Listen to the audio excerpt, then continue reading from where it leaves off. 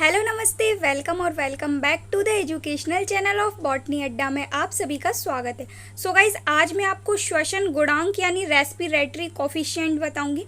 इससे पहले गाइज मैंने आपको श्वसन का एक वीडियो अपलोड किया था जिसकी लिंक मैंने डिस्क्रिप्शन में डाल दी है। सो मैं आपसे रिक्वेस्ट करूंगी उस वीडियो को ज़रूर देखें ताकि आपको ये जो आपका आज का टॉपिक है अच्छे से क्लियर हो जाए। ठीक है, सो प्लीज़ उस टॉपिक को ज़रूर देखिएगा। श्वसन यानी रेस्पिरेशन का डिस्क्रिप्शन में मैंने लिंक डाल दी है। तो स्टार्ट करते हैं आज का अपना टॉपिक। आरक्यू भी बोला जाता है श्वसन गुणांक को और रेस्पिरेटरी कोफिशिएंट भी बोला जाता है। गाइस, एग्जाम की व्यू से काफ़ी ज़्यादा इंपॉर्टेंट है बीएससी और एमएससी दोनों के लिए। सो एंड तक बने रहिएगा, सारा टॉपिक हम कवर करेंगे। ठीक है, तो चलिए स्टार्ट करते हैं। श्वसन गुणांक सबसे पहले मैं आपको बताती हूँ ये होता क्या है, देन इसके बाद मैं आपको इसकी एक पर्टिकुलर डेफिनेशन बताऊँगी। श्वसन क्रिया में विभिन्न कार्बनिक पदार्थों का ऑक्सीकरण होता है जिसमें सामान्यतः ऑक्सीजन अवशोषित होती है तथा कार्बन डाइऑक्साइड विमुक्त होती है। तो इन दोनों गैसों के पारस्परिक अनुपात को श्वसन गुणांक या आरक्यू या फिर रेस्पिरेटरी कोफिशिएंट कहते हैं। क्या होता है गाइस, जो आपकी श्वसन यानी रेस्पिरेशन की प्रोसेस होती है उसमें काफ़ी सारे जो कार्बनिक पदार्थ हैं like carbohydrate, fat, oil, protein, इन सभी का ऑक्सीडेशन होता है और ऑक्सीजन अवशोषित होती है, देन कार्बन डाइऑक्साइड निकलती है या विमुक्त होती है। तो इन दोनों गैसों के पारस्परिक अनुपात को ही कहते हैं आरक्यू या श्वसन गुणांक। ठीक है, अब मैं आपको इसकी एक डेफिनेशन बताती हूँ। श्वसन में विमुक्त कार्बन डाइऑक्साइड यानी CO2 तथा अवशोषित ऑक्सीजन के आयतन के अनुपात को श्वसन गुणांक कहते हैं। सो देखिए डेफिनेशन में क्या कहा गया है। श्वसन की जो प्रोसेस होती है उसमें कार्बन डाइऑक्साइड जो निकलती है उसका आयतन और ऑक्सीजन जो यूज़ होती है उसके आयतन, दोनों के आयतन को कहते हैं श्वसन गुणांक। इसका फॉर्मूला देखिए, RQ इक्वल विमुक्त CO2 का आयतन अपॉन अवशोषित O2 का आयतन, यानी जो कार्बन डाइऑक्साइड निकल रही है विमुक्त कार्बन डाइऑक्साइड का आयतन अपॉन जो ऑक्सीजन यूज़ हो रही है अवशोषित ऑक्सीजन का आयतन। ठीक है, आई होप डेफिनेशन आपको क्लियर हुई होगी। श्वसन में विमुक्त कार्बन डाइऑक्साइड और अवशोषित O2 के आयतन के अनुपात को श्वसन गुणांक कहते हैं। इसके बाद दिया गया है श्वसन गुणांक को गैनोंग रेस्पायरोमीटर या गैनोंग श्वसन मापी के द्वारा नापा जाता है। So guys, multiple choice question में पूछा जाता है कि जो आपका आरक्यू होता है यानी श्वसन गुणांक होता है उसको किसके थ्रू नापा जाता है। तो जो आपका आरक्यू यानी श्वसन गुणांक है उसे गैनोंग रेस्पायरोमीटर या गैनोंग श्वसन मापी के द्वारा मापा जाता है। ठीक, इसके बाद दिया गया है श्वसन गुणांक का मान श्वसन क्रिया में भाग लेने वाले विभिन्न प्रकार के श्वसन पदार्थों की प्रकृति पर, उनमें उपस्थित O2 की मात्रा पर तथा उनके द्वारा ऑक्सीकृत होने के स्तर पर निर्भर करता है। देखिए कहा गया है कि जो श्वसन गुणांक है यानी आरक्यू है इसका मान विभिन्न प्रकार के जो श्वसन पदार्थ हैं, श्वसन पदार्थ लाइक कार्बोहाइड्रेट, प्रोटीन वगैरह, इन सभी की प्रकृति पर और इनमें उपस्थित जो भी अवशोषित कर रहे हैं O2 की मात्रा, जो भी पदार्थ ऑक्सीकृत कर रहे हैं उनके स्तर पर निर्भर करता है आरक्यू का मान। ठीक है, आगे मैं आपको बताऊंगी कैसे निर्भर करता है। अभी आप थ्योरी देखिए। आरक्यू के द्वारा इस बात का पता लगाया जा सकता है कि श्वसन की क्रिया में किस प्रकार के भोज्य पदार्थों का ऑक्सीकरण हो रहा है, क्योंकि विभिन्न प्रकार के भोज्य पदार्थों में श्वसन गुणांक का मान अलग अलग होता है। ठीक है, तो जो आरक्यू प्रोसेस है, श्वसन गुणांक की प्रोसेस है, इसके द्वारा हम ये पता लगा सकते हैं कि जो श्वसन की प्रोसेस है इसमें कौन कौन से किस टाइप के भोज्य पदार्थों का ऑक्सीकरण हो रहा है, क्योंकि विभिन्न प्रकार के जो भोज्य पदार्थ होते हैं उनका आरक्यू का मान अलग अलग होता है। तो हम आरक्यू के मान को देख के पता लगा सकते हैं कि ये किस टाइप का भोज्य पदार्थ है और इसका ऑक्सीकरण हो रहा है। ठीक है, आगे देखिए, सामान्यतः आरक्यू का मान 1 के बराबर होता है, परंतु 1 से कम या 1 से अधिक भी हो सकता है। नॉर्मली आरक्यू का जो मान है वो 1 के बराबर होता है यानी 1 यूनिट होता है, और कभी कभी इसका मान 1 से कम या 1 से अधिक भी हो सकता है। ठीक है, अब मैं आपको एग्जाम्पल के थ्रू समझाती हूँ ये थ्योरी में कहा क्या गया है। आरक्यू का मान विभिन्न पदार्थों के लिए उदाहरणों के द्वारा समझा जा सकता है। सबसे पहले भोज्य पदार्थ कार्बोहाइड्रेट देखिए। जब कार्बोहाइड्रेट श्वसन पदार्थ के रूप में प्रयुक्त होते हैं तो आरक्यू का मान सदैव 1 यूनिट होता है, क्योंकि इसमें निकली हुई CO2 का आयतन व उपयोग में ली गई O2 का आयतन बराबर होता है, अर्थात जितनी CO2 निकलती है उतनी ही प्रयोग में लाई जाती है। श्वसन की प्रोसेस में गाइस जो कार्बोहाइड्रेट है उसका ऑक्सीकरण होता है और CO2 निकलती है। तो इसका हम बता सकते हैं कि इसका RQ कितना होता है, RQ के फॉर्मूले के द्वारा। देखिए ये श्वसन की प्रोसेस है C6H12O6, इसमें O2 का यूज़ किया, 6 मॉलिक्यूल यूज़ हुए, देन 6 मॉलिक्यूल आपके CO2 के बाहर निकल गए और वाटर और एनर्जी भी बाहर निकली। तो RQ का फॉर्मूला क्या है, विमुक्त कार्बन डाइऑक्साइड अपॉन अवशोषित ऑक्सीजन में रख दिया अपन ने। इस फॉर्मूले में 6 O2 का यूज़ किया और 6 O2 बाहर निकल गई, तो दोनों को जब इक्वल किया तो 1 यूनिट इसका RQ आ गया, यानी श्वसन गुणांक आ गया। सो इस टाइप से पता लगा सकते हैं कि किस पदार्थ का RQ कितना होता है श्वसन गुणांक के द्वारा और इसके फॉर्मूले के द्वारा। ठीक है, तो यही है पूरे टॉपिक में आपका 4 से 5 में आपको भोज्य पदार्थ के बारे में बताऊंगी जिनका RQ 1 होता है, 1 से कम होता है, 1 से ज़्यादा होता है और 0 या इन्फिनिटी भी होता है। तो सबसे पहला है आपका कार्बोहाइड्रेट जिसका RQ 1 यूनिट होता है, यानी 1 होता है, 1 इकाई होता है। परंतु कभी कभी कुछ डिफरेंट स्थितियां भी आ जाती हैं, उन कंडीशन में इसका RQ 1 से अधिक और 1 से कम भी हो सकता है। सो देखिए कार्बोहाइड्रेट का श्वसन गुणांक कुछ परिस्थितियों में चेंज भी हो सकता है, जैसे यदि कार्बोहाइड्रेट का ऑक्सीकरण पूर्ण रूप से ना हुआ हो। जब हमारा कार्बोहाइड्रेट का ऑक्सीकरण पूर्ण रूप से नहीं होगा तो हमारे 6/6 मॉलिक्यूल नहीं बन पाएंगे और ना ही हमारा 1 यूनिट आ पाएगा।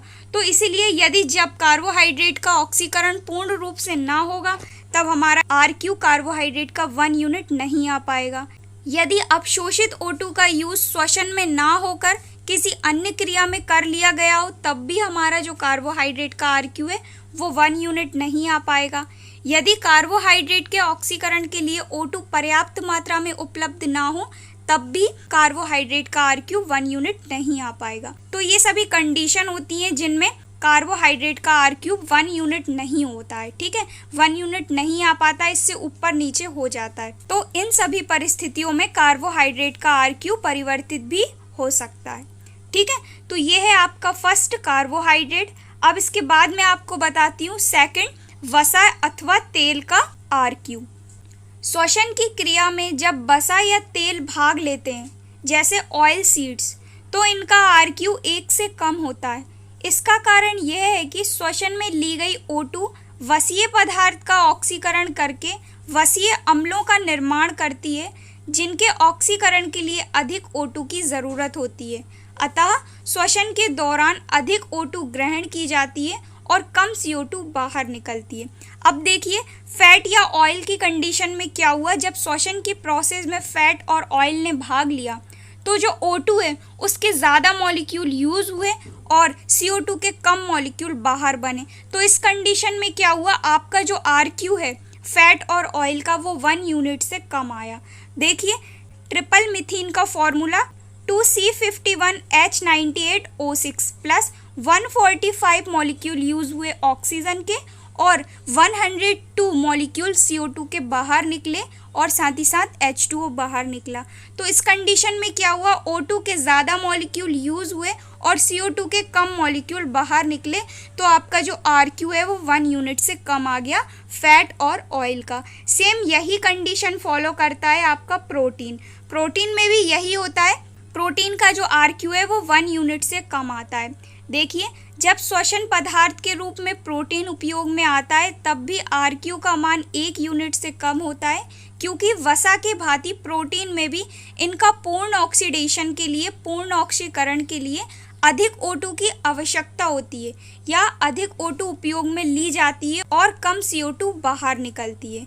तो इसलिए जो प्रोटीन है उसका RQ 0.4 से 0.9 के बीच होता है, यानी 1 यूनिट से कम होता है। ठीक है, आई होप आपको क्लियर हो रहा होगा। ये टॉपिक थोड़ा सा थ्योरिकल पार्ट है, समझने की ज़्यादा ज़रूरत है। ठीक है, इसके बाद 4th नंबर पे देखिए कार्बनिक एसिड। जब कार्बनिक एसिड श्वसन पदार्थ के रूप में प्रयुक्त होते हैं तो इनका RQ 1 यूनिट से अधिक होता है, क्योंकि कार्बनिक एसिड के ऑक्सीकरण के लिए कम मात्रा में O2 की आवश्यकता होती है और अवशोषित O2 की तुलना में CO2 अधिक मात्रा में निकलती है।